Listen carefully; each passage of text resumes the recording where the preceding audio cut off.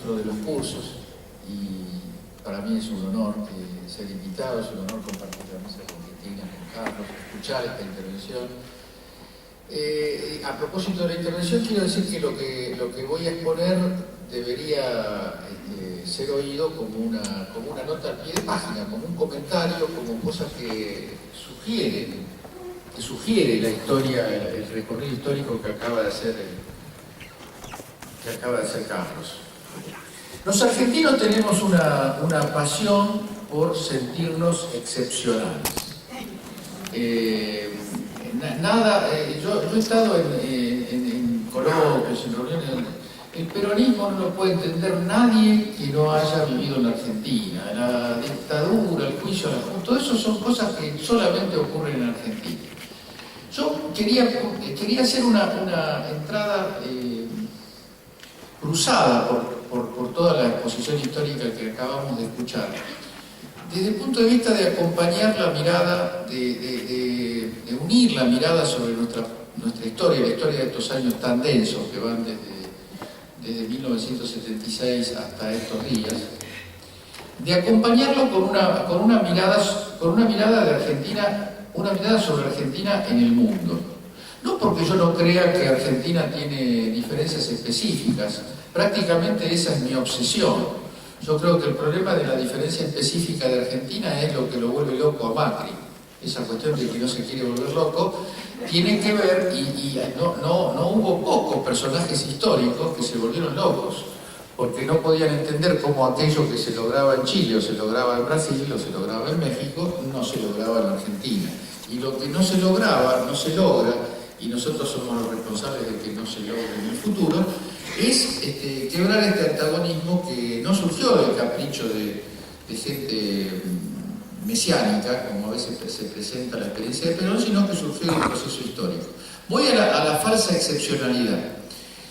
En el 45, uno dice, ¿cuándo empezó esta historia del peronismo? Empezó, pongámosle, en el golpe del 43, pero empezó sobre todo el 17 de octubre del 45, o en los años que van del 43 al 45, con Perón tomando mate con los dirigentes sindicales y comentándole a los dirigentes sindicales que lo mejor sería terminar de hacer castillos en el aire sobre futuras sociedades diferentes y sin clases y ponerse a trabajar para que los que laburan vivan mejor y para enfrentar mejor a ciertas patronales y sobre todo lo que era la gran obsesión de Perón, que era colocar a la Argentina en un lugar, disminuir la vulnerabilidad de la Argentina, económica, material, social, cultural, frente a procesos que ocurrían en el mundo. Era el momento del final de la guerra, Perón venía de la experiencia de la Guerra Civil Española, Perón venía de la experiencia italiana, y para Perón la obsesión central era lo militar, un analista geopolítico, un hombre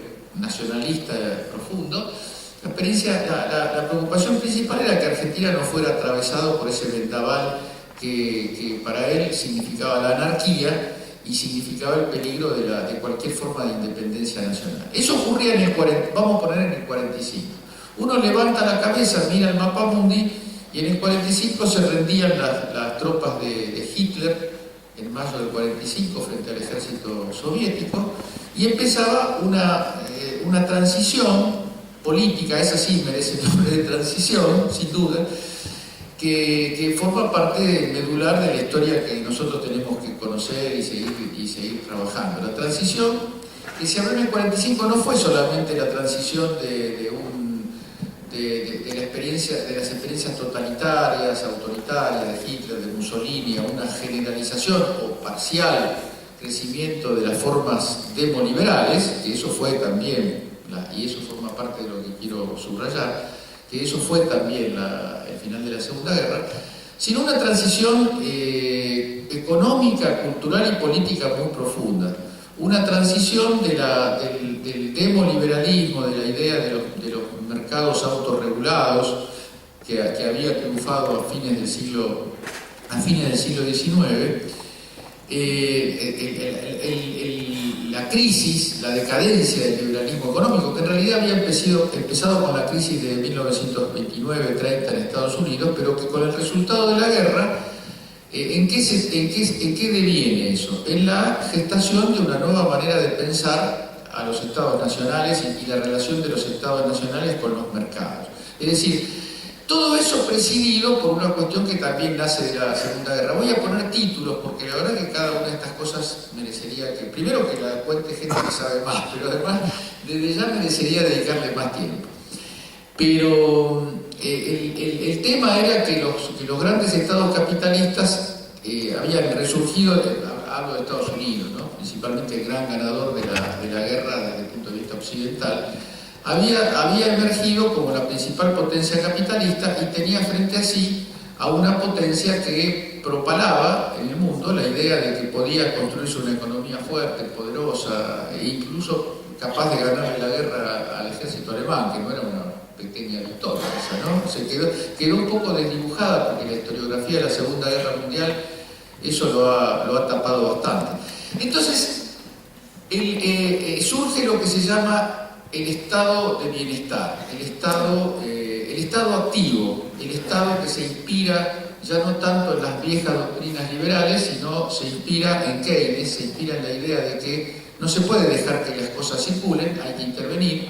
El Estado puede actuar sobre las crisis económicas, puede invertir, puede generar demanda, puede agrupar, puede desarrollar la industria, puede mejorar el empleo a base de una intervención, incluso a costa de algunos fenómenos por ahí negativos, como el caso tan meneado de la inflación. Eso no es que nace en 1945, eso tenía antecedentes en la Europa nórdica en los años 20 y 30, y además en Estados Unidos un personaje muy admirado por Perón, que se llamaba Roosevelt, había generado el New Deal, que era un paso de la etapa liberal a una etapa intervencionista del Estado. No me voy a meter en el detalle de esto, pero quiero decir que el 45 argentino no fue una cosa que nació de la nada, que nació de una casualidad histórica. Hay muchos elementos concretos de lo que ocurrió que son específicamente argentinos, pero hay mucho de lo que ocurrió que forma parte de una ola mundial, de una corriente histórica, de una corriente política, cultural mundial. La especificidad, esto es una especie de nota a pie de página, la especificidad del tránsito argentino, del liberalismo al Estado social, fue el carácter conflictivo, contradictorio y finalmente revolucionario. No en todos lados el tránsito del liberalismo, del laissez-faire económico a una intervención del Estado se hizo con una incorporación de masas profunda, conflictiva, rebelde, como ocurrió en la Argentina. Eso es específico. La Argentina tiene toda una serie de especificidades. A mí me gusta hablar mucho de la diferencia argentina, pero eso no nos convierte en una especie de animal mitológico que no se puede explicar bajo ninguna de las corrientes ideológicas que funcionan. Entonces, eso es el 45. Después, la otra gran excepcionalidad argentina es la dictadura militar de 1976. Y ciertamente la dictadura cívico-militar del golpe de marzo del 76 tiene muchas cosas que la diferencian de otros procesos análogos en el mundo. Entre otras cosas, el nivel de crueldad y la incorporación de una metodología que se ha implantado en las clases dominantes argentinas. Porque en 30 segundos yo quiero decir que lo que ocurrió ayer en Moreno forma parte de y lo que ocurrió con Jorge López, es parte de una especie de subcultura rastrera, criminal, que no en todos los países alcanzó el grado de asentamiento y de presencia en la conducta de las clases dominantes.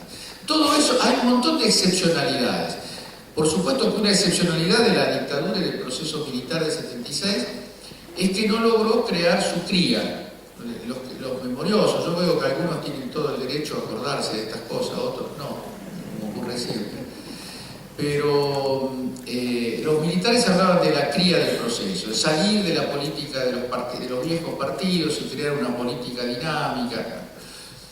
Eso no pudo ser. Cuando se hicieron las elecciones en el 83, las realidades de la Argentina eran la realidad del peronismo y la realidad del radicalismo, en condiciones de las que después vamos a decir dos o tres cosas, pero básicamente la política argentina no se reestructuró como en Chile, donde se armó una concertación entre sectores de centro, de izquierda, no pasó lo de Brasil, que emergieron fuerzas políticas relativamente nuevas. Fue una especie de revival, pero por supuesto con transformaciones en su interior de lo que había ocurrido antes. Se podría seguir hablando de las especificidades del 76. El 76 no fue exitoso en la reestructuración neoliberal de la Argentina, no fue lo que ocurrió en Chile. En Chile se creó un nuevo Estado tan poderoso que no importa que los gobiernos, los socialistas, la centroizquierda, la centroderecha, el régimen neoliberal chileno funciona desde el golpe contra Chicho Allende en el 73 hasta hoy. Por ahí estoy haciendo demasiado amplio y demasiado general el razonamiento, pero seguramente no demasiado equivocado. Los chilenos también ganan la centroizquierda, ganan la centroderecha, pero siempre más o menos Chile va para el Pacífico, Chile va para Estados Unidos, Chile va para la desintegración social, para la fuerte división clasista de la sociedad. Eso no se tocó. Y hay que decir que el proceso revolucionario chileno previo a Pinochet tuvo su mérito histórico. Ahora, el 76, uno dice, otra excepcionalidad argentina. Ahora, resulta que uno mira el mapa, recorre el calendario de la historia mundial y trata de ver qué ocurría en el 76 en el mundo. ¿Qué había ocurrido en 1971? En agosto de 1971, el presidente Nixon de Estados Unidos había dicho que se rompía la convertibilidad del dólar en oro. El núcleo duro de la salida económica de la Segunda Guerra Mundial, que era el orden mundial basado en el dólar, se rompía. Se rompía porque era la forma de Estados Unidos de defender su rol central en el mundo y de manejarse con la moneda, con su inflación y con su deuda, con absoluta independencia de lo que le pasara a cualquier otro país del mundo. Después, en 1973, fue la guerra del petróleo, el salto gigantesco de la especulación financiera con los famosos petrodólares, con la cuestión de la emancipación de la guita, de la plata, de cualquier proceso productivo, con la financiarización extrema de la economía mundial. Para decirlo en palabras que forman parte de nuestro léxico, si hay que decir cuándo nació el neoliberalismo, es ahí. En realidad el neoliberalismo había nacido antes, pero el neoliberalismo eran cenáculos de personajes que soñaban con el mundo neoliberal, pero nadie les hacía demasiado caso, hasta que la crisis mundial de los 70 habilitó un proceso que tuvo trascendencia mundial. Ahora, el neoliberalismo, si uno dice dónde nació, en principio parece que nació en la Inglaterra de Thatcher y en el Estados Unidos de Reagan, y son por supuesto las dos grandes potencias rectoras de esa transición.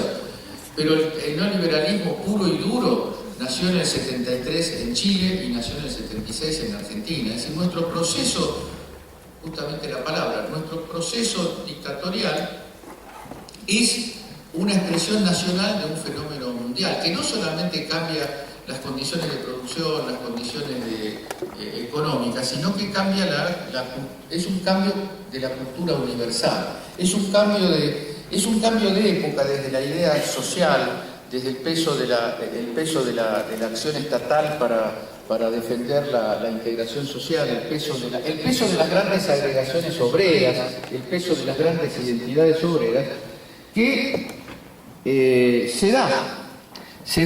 En la Argentina se da con otra característica que se va a ver, voy a pasar rápidamente porque no hay tanto tiempo para dedicarle tantos minutos a cada etapa de estas. Y además han sido tratadas con mucha solvencia, así que no quiero volver sobre cosas que ya se dijeron. Pero cuando uno piensa en el alfonsinismo, en la salida de la dictadura, que efectivamente es la salida de una doble crisis, de la crisis de la deuda que tenían conmovidas las economías de América Latina, y del intento de salida loca, y en eso sí la Argentina sí se aporta una novedad, ¿no? En las formas un poco patéticas que asumen algunos procesos políticos, sobre todo los procesos de la derecha. Macri se parece a Peña Nieto, se parece a Pedro Macri y es inigualable. Es muy difícil colocarlo a Macri así como parte de un proceso histórico. Macri es solamente en la Argentina, solamente en la familia en una familia mafiosa que se llenó de plata, puede aparecer un personaje que ahora se convierte en el abanderado de la lucha contra la corrupción. Yo cada vez que hablo de esto, no se me puede, no deja de escaparse una especie de risa, de carcajada. O sea, toda la especificidad argentina hizo que la dictadura militar no pudiera generar sus crías y que el peronismo estuviera como una de las fuerzas políticas a la hora de normalizar la Argentina. Voy a recorrer este asunto. El 89 es otra excepcionalidad. Un partido de raigambre popular, el partido autor de la Revolución Nacional que coloca a la Argentina en la vía de los estados sociales, de los estados redistributivos, de los estados de activación de las masas populares, ese partido, el heredero de ese partido, se convierte en el agente de la reestructuración neoliberal. Excepcionalidad histórica, eso solamente pasa en la Argentina, dicen algunos. Y sin embargo no es así, porque es la misma época, es la misma colocación histórica de los procesos políticos que convirtieron a los grandes partidos socialistas y socialdemócratas de Europa, a los que habían administrado el estado de bienestar, a los que habían creado esa sociedad donde patrones, trabajadores, sindicatos y Estado discutían los salarios y las condiciones de trabajo, los había convertido en unas formaciones muy elegantes en el hablar y muy partidarias de los derechos de nueva generación, pero absolutamente callados y silenciosos frente a los proyectos de reestructuración neoliberal. Hay otra que yo el otro día mencioné en una charla que veo que algunos estuvieron, pero no importa, el público se renueva. Claro, hay otra característica específica que es ¿qué es lo que ocurre con el acceso de Alfonsín al gobierno? Ocurre algo muy interesante, muchas cosas interesantes. Alfonsín propone un pensamiento refundacional. Hay que volver sobre esta época, hay que volver sobre la discursividad de Alfonsín, hay que volver sobre la renovación peronista, porque ahí hay algunas claves que no podemos decir que esas son cosas que pasaron, dejémosela a los historiadores. Todos tenemos que ser un poquito historiadores, aunque nos dediquemos a otras cosas. El radicalismo entiende, radicalismo no, voy a corregir la frase, Alfonsín entiende un cambio político-cultural, es el único político argentino que no viaja a Puerto Argentino con la pantomima que armó la dictadura, y hago la salvedad de que coincido totalmente con Carlos en que no hay que tomar a la ligera el problema de Malvinas y que la movilización popular en apoyo de los derechos argentinos en Malvinas de aquella época no merece la defenestración y la ridiculización a los que algunos izquierdistas de pacotilla la quieren someter. La idea de enfrentarse con el Imperio Británico y en algún momento con los propios Estados Unidos merece un reconocimiento al pueblo sin que eso presuponga desconocer los horrores que provocó la dictadura y la conducción militar. ¿Cuánto? ¿Me queda bien? Me queda bien, bueno, se me fue demasiado. Alfonsín entiende esto y va a producir un cambio ideológico, me quedó una cosa que iba a decir. Todo esto está enmarcado en un proceso mundial también. El proceso de democratización, que acá tiene el nombre ilustre, hay que decirlo, de Raúl Alfonsín, es un proceso mundial, que se dio, según Huntington, que era un historiador norteamericano, se dio entre el golpe, él dice, es una tercera ola democrática. La primera fue la revolución de independencia norteamericana, la revolución francesa, la segunda fue la de la posguerra, y hay una tercera oleada que nace en el Portugal de la revolución de los claveles en el 74, que nace en España, no con la caída de Franco, porque Franco no cayó nunca, se murió, que es otra cosa distinta. Los españoles a veces tratan de cambiar una cosa por otra, con un sentido bastante claro. Entonces Lula, desde el cambio de España y Portugal, lo hace pasar por Grecia, por Chipre, por las luchas a la recuperación de la democracia en Argentina, en Uruguay, en Brasil, y lo hace llegar a la caída del muro de Berlín. Lo hace llegar porque, como toda periodización, tiene un sentido político-ideológico, no es que la historia está claramente, bueno, estoy hablando al lado de un historiador, los periodos de la historia los construye que mira la historia, no están ahí en la supuesta realidad objetiva. Entonces este hombre decía, del 74 al 89, es la revolución, la tercera ola democrática. Y hay una llamativa sincronía que yo no he visto que nadie serio, digo, yo lo he hecho, pero digo, ningún historiador importante lo ha puesto de relieve. Entre el 74 y el 89, dice Huntington, se produce la tercera ola democrática. Y entre el 72, pongámosle 71, del cambio de la moneda norteamericana en relación al dólar, y la caída del muro de Berlín, se produce lo que se llama la tercera ola democrática. ¡Qué casualidad! ¡Qué casualidad! Eso no le llamó la atención a nadie. Ese cambio de paradigma del Estado proteccionista al neoliberalismo es coetáneo con la afirmación de un auge de las democracias liberales. ¿De qué democracias? De un tipo de democracia muy particular. Tipo de democracia que el que la quiere aprender sistemáticamente tiene que ir a la facultad donde yo enseño, no a los lugares donde yo enseño, porque yo no enseño esas cosas, me pongo a enseñar esas cosas, pero la opinión predominante es ¿qué es la democracia? La democracia es un sistema institucional, a la democracia le conviene que haya pocos partidos, que la distancia ideológica entre los partidos sea poquita, que los partidos se alternen, ahí tiene que haber una alternancia, gana el partido A, gana el partido B, pero hay ciertas cosas que no se tocan, ciertos valores, se dice, ¿no? Cuando uno va a fondo sobre cuáles son los valores que no se tocan, acá en América Latina, pero también en Europa, y también en Europa hay crisis de esta democracia, ¿qué es lo que no se toca? ¿Qué es lo que no hay que tocar? El pacto no escrito de esas democracias liberales, o para decirlo mejor, de esas democracias neoliberales, surgidas en la tercera ola y surgidas en la revolución mundial neoliberal, lo que no se toca en ese tipo de democracia son los negocios del gran capital. Cuando se tocan los negocios del gran capital hay problemas.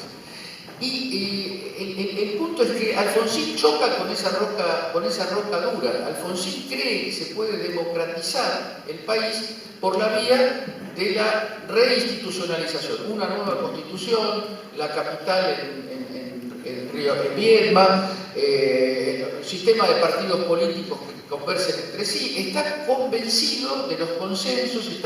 Y entonces, ¿qué es lo que se encuentra? ¿Con qué se encuentra Alfonsín? Se encuentra con el neoliberalismo. Todo bien, pero mientras se haga lo que nosotros decimos. No aceptamos ni a Grinsburg. Grinsburg no era un bolchevique, era un nacional popular radical que recurría al viejo instrumental de decir, vamos a intervenir con el Estado, vamos a promover la industria, vamos a promover el salario, el trabajo, y Alfonsín se ve obligado a sacrificarlo a Grinsburg y a entrar por la vía de su ruin en una especie de neoliberalismo vergonzante, y ahí se produce toda esa cosa poco confusa, donde el Partido Justicialista, esto ya merecería mucho más de 10 minutos, el PJ se renueva. Ustedes vieron que en el 2016 aparecieron los renovadores del peronismo. Yo cuando escuché eso dije, cada vez que se está por entrar en una época de descomposición político-moral, aparece la renovación del peronismo. Porque la renovación peronista, que empezó como un gran impulso, con grandes personajes como Cafiero, otros que no eran tan grandes, pero estaban, y prometiendo que cambiar al peronismo, que era un partido de barbarie, brutal, autoritario, caudillista, en un partido de saco y corbata que respete las instituciones. Con un discurso muy inteligente y muy interesante, porque era el discurso crítico del alfonsinismo en materia de deuda externa. Con sindicatos combativos, yo creo que desde el punto de vista de la voluntad había mucha energía muy interesante en el impulso, pero la dinámica de la democracia neoliberal termina en que la renovación es la génesis de Menem. Es la génesis de Menem. El triunfo final de la renovación desemboca en Menem. ¿Cuándo triunfa la renovación? Triunfa cuando el PJ elige democrático, como es un partido demoliberal, se comporta como un partido demoliberal, llega a las elecciones, gana Menem, y lo que vimos no hace falta comentar. Pero digo, para mirar un poco de actualidad, porque todo esto finalmente nos sirve para pensar a dónde estamos parados nosotros.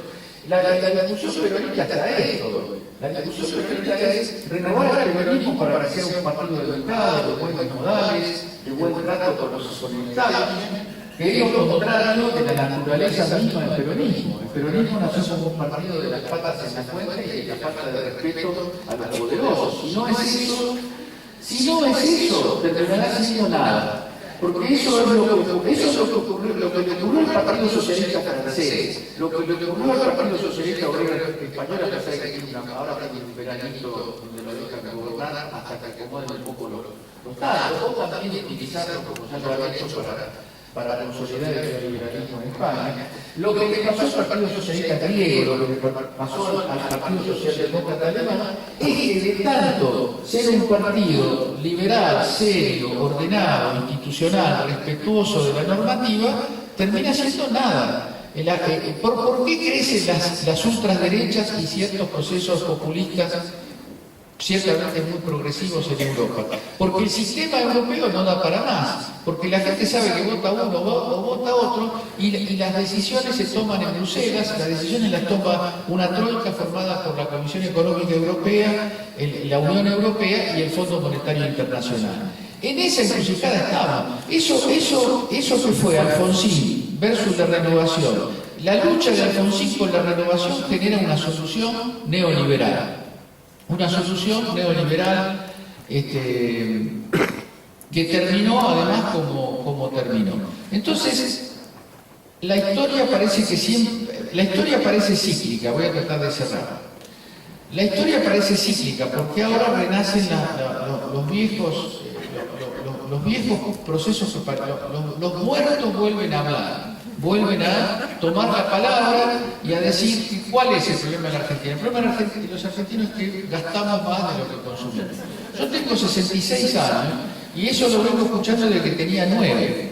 Desde la época del Alzogaray, que decía de pasar el invierno, era lo mismo. Ya estamos gastando mucho, no producimos lo que gastamos, si no hay inflación, entonces hay que endeudarse, hay que ajustarse el cinturón, hay que pasar el invierno, y esto se presenta como algo nuevo. Hay algo de psicopático, algo de enfermo lo que estamos viviendo. Y la última reflexión, porque ya no quiero agregar ningún tema, es mirar la historia para inspirarse. Mirar la historia para inspirarse, porque en los momentos más amargos, más duros de la Argentina, los momentos en los que surge el peronismo son los momentos de una decadencia patética en Argentina. Los momentos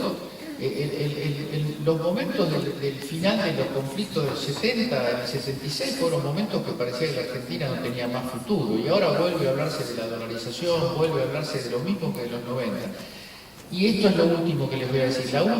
Para mí, la diferencialidad argentina, histórica, pero actual, tiene que ver con una cosa que se llama antagonismo político. En la Argentina no han podido matar, no han podido resolver lo que ellos llaman la vieja antinomia peronismo-antiterrorismo, le ponen ese nombre, pero de lo que se trata es que una Argentina con sueño industrial, con pretensión de desarrollo, con pretensión de justicia social, con sindicatos activos, con sindicatos fuertes económicamente, basta de dejarse por las obras sociales de la burocracia sindical. En todo caso, fijémonos por la conducta de algunos dirigentes concretos y precisos, porque lo que quieren ellos es que convirtamos esa crítica a la descalificación de lo que nos hace diferentes en la región y de lo que nos hace diferentes en el mundo. Y el antagonismo no es un antagonismo genérico, abstracto, difícil de explicar. Tiene nombres. Hoy la política, hay un error conceptual del 90% de los analistas políticos. Un error no porque no sean ignorantes, sino que es un error deliberado. No tienen en cuenta la centralidad político-estratégica de Cristina Fernández de Kirchner en la realidad política argentina. Y entonces todos los análisis que hacen no sirve para nada.